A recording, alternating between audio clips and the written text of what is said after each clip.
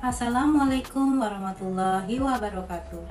Halo semua, perkenalkan nama saya Mega Permata, mahasiswa dari Prodi Komunikasi Universitas Siber Asia. Dalam kesempatan kali ini, saya akan menjawab pertanyaan dari soal UTS sebagai syarat untuk mengerjakan ujian tengah semester dari mata kuliah Manajemen Public Relation oleh dosen pengampu Ibu Rosana Ali.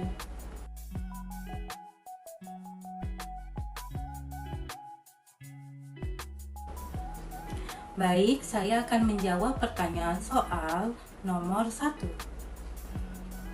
Public Relation atau PR adalah bidang komunikasi yang berfokus pada pengelolaan dan penyebaran informasi antara organisasi atau individu dan audiensnya. Tujuan utama PR adalah menciptakan dan memelihara citra positif serta hubungan yang harmonis antara organisasi dan publiknya. Berikut 4 tahapan proses PR beserta contohnya. Yang pertama, identifikasi masalah. Pada tahapan ini melibatkan pengenalan dan pemahaman permasalahan atau tantangan yang dihadapi organisasi atau individu yang memerlukan bantuan hubungan masyarakat atau public relation untuk mendapatkan dan mempelajari permasalahan yang terjadi lebih dalam. Contohnya, sebuah perusahaan makanan seperti restoran Solaria menemukan bahwa adanya permasalahan yang terjadi di beberapa outletnya. Menurut laporan media, beberapa pelanggan mengalami kejadian yang tidak menyenangkan pada makanan yang disajikan. Makanan yang disajikan itu tidak hygiene di restoran tersebut.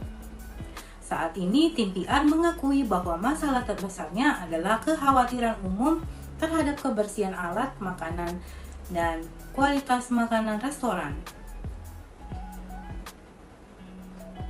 Yang kedua, ada perencanaan dan pemrograman.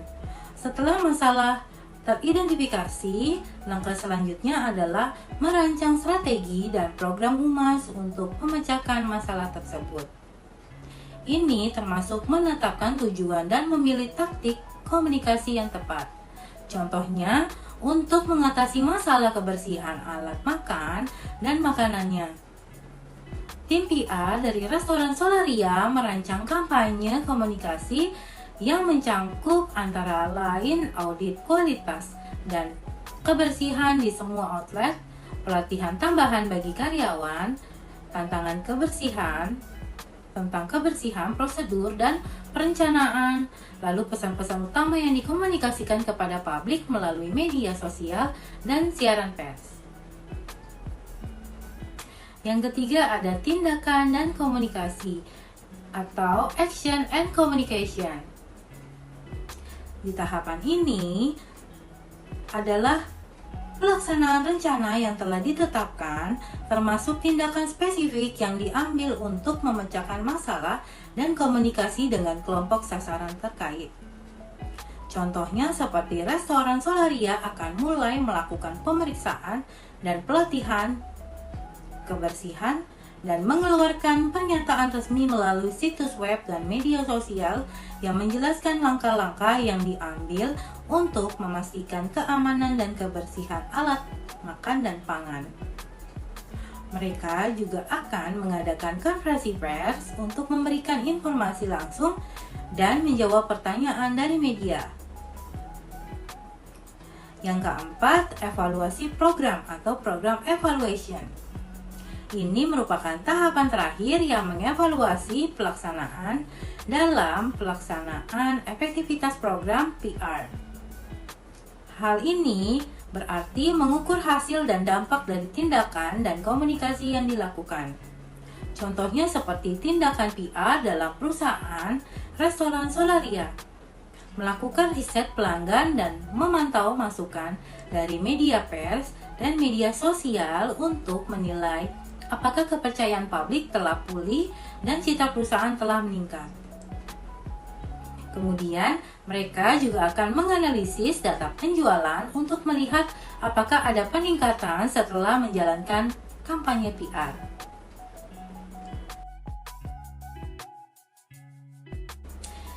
Selanjutnya saya akan menjawab soal nomor 2, yaitu Public Relations sebagai fungsi manajemen dan teknik atau strategi komunikasi adalah dua aspek praktik berbeda yang saling melengkapi.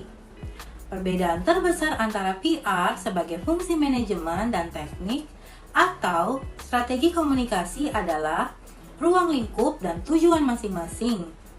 Fungsi manajemen PR berpusat pada perencanaan strategis dan perencanaan jangka panjang, dengan berfokus pada pengelolaan reputasi dan menjaga hubungan di seluruh organisasi.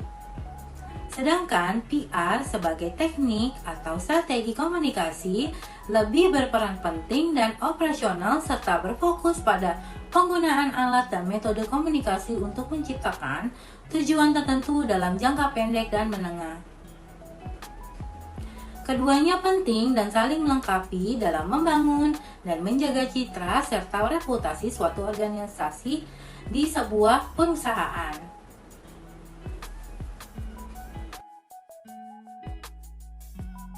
Baik, selanjutnya saya akan menjawab pertanyaan nomor 3.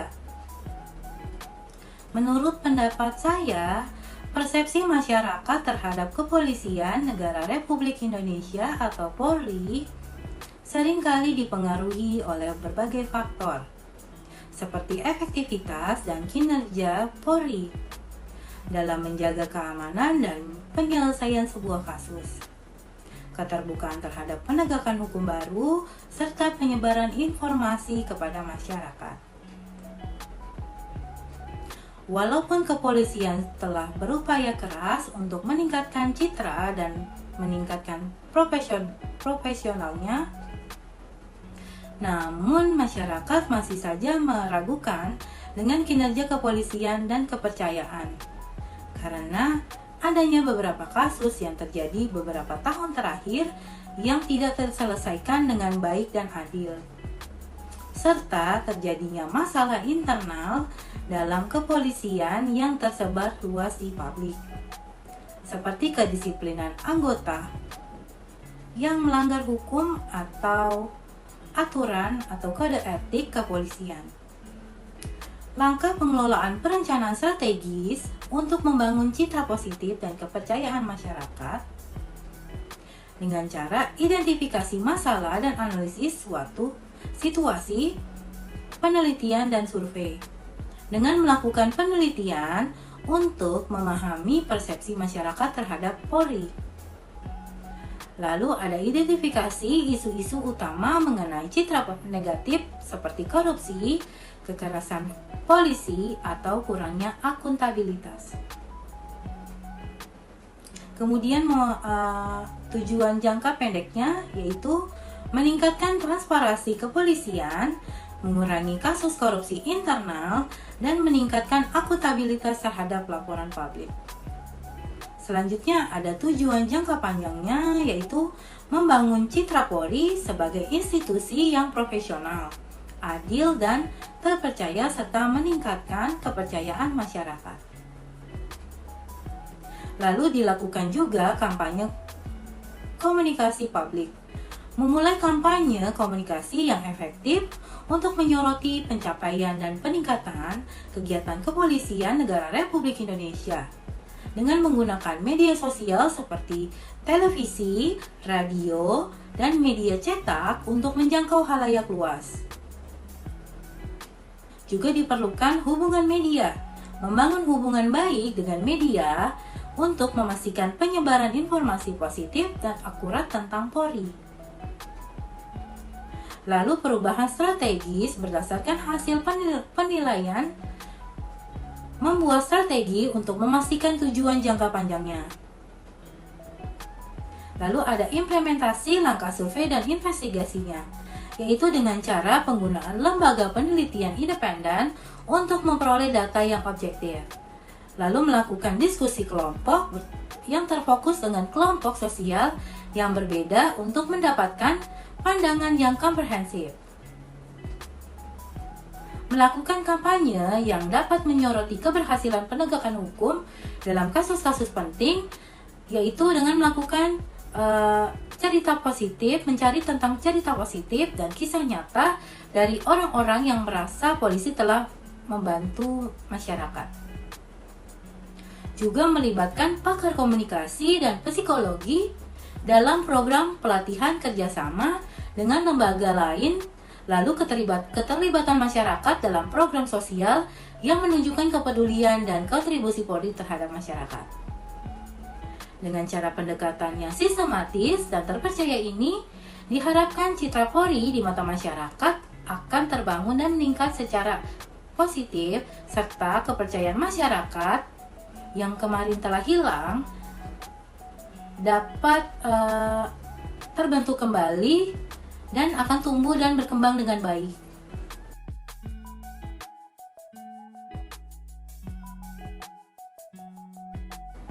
Selanjutnya saya akan menjawab pertanyaan nomor 4. Menurut pendapat saya, personal branding merupakan sebuah proses atau upaya dalam pembentukan image atau citra diri dan mendefinisikan karakter seseorang yang membedakan dengan orang lain. Lalu, personal branding dalam manajemen PR dapat dilakukan dengan beberapa cara, khususnya dalam menggunakan media sosial, yaitu mengenalkan diri kepada orang lain agar terbentuk citra baik dengan kemampuan dan kejujuran yang kita miliki. Hal ini memberikan penilaian tentang kita mengenai diri kita yang memiliki citra positif yang dipandang oleh orang lain. Yang kedua, harus membangun hubungan yang baik dengan teman atau orang lain di media sosial. Yang ketiga, harus sering membuat konten di media sosial, boleh posting apapun, baik video ataupun foto, yang penting itu dalam hal yang positif. Yang keempat, konsisten dalam membuat konten dan sering mempostingnya di media sosial. Dan ditambahkan dengan hashtag untuk memudahkan orang lain mencari dan mengingat kita. Yang kelima, mengatur strategi konten dengan membuat konten, video, tulisan, ataupun foto yang menarik untuk dapat membedakan dengan orang lain. Dan yang terpenting adalah pemilihan media sosial, yaitu selanjutnya adalah tujuannya sebagai pembeda dengan orang lain, karena setiap orang itu unik, jadi pasti memiliki ciri khas sendiri yang dapat membedakan dengan orang lain. Tujuan yang kedua adalah kredibilitas diri dan membangun kepercayaan diri atas validasi dari orang lain.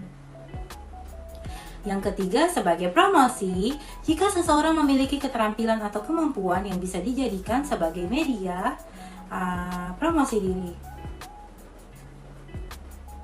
Yang keempat, membangun kesan yang baik. Personal branding bisa memuat kesan atau citra yang baik tentang diri kita di media sosial, agar orang lain dapat lebih percaya dan mudah mengingat kita. Yang kelima, ada kualitas dan manajemen diri. Personal branding di tahapan ini haruslah benar-benar dilakukan dengan benar dan baik, agar semua kemampuan dan bakat yang dimiliki bisa menjadi peluang keuntungan diri dan bisa menarik orang lain untuk lebih percaya dan segan dengan kita.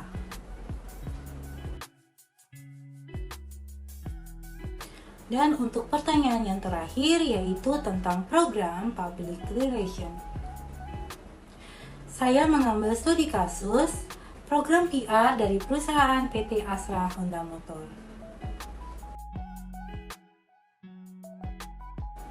Latar belakang perusahaan PT Astra Honda Motor merupakan perusahaan otomotif yang baru saja mengumumkan produk terbarunya, sebuah kendaraan bermotor yang modern dan inovatif. Meskipun kualitas produknya bagus, namun perusahaan menghadapi tantangan dalam meningkatkan kesadaran merek dan memperluas berbasis pelangganan. Ada juga beberapa ulasan negatif terhadap produk sebelumnya yang mempengaruhi persepsi masyarakat. Tujuan program TR meningkatkan kesadaran merek terhadap produk terbaru, mengubah persepsi negatif terhadap produk sebelumnya, meningkatkan kepercayaan dan loyalitas pelanggan, serta meningkatkan penjualan produk terbaru. B. Perencanaan anggaran program atau kegiatan anggaran program PR perusahaan. riset dan analisis pasar sebesar 30 juta rupiah, pengembangan konten 150 juta rupiah untuk video, promosi artikel blog dan infografis sosial, kampanye media sebesar 100 juta, hubungan media sebesar 120 juta rupiah, konferensi pers, siaran, paket media,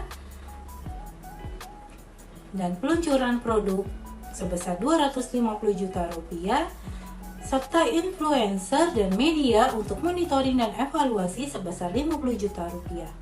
Jadi untuk total anggarannya sebesar 700 juta rupiah. C. Identifikasi masalah. Rendahnya kesadaran merek, banyaknya konsumen yang tidak mengetahui produk baru ini.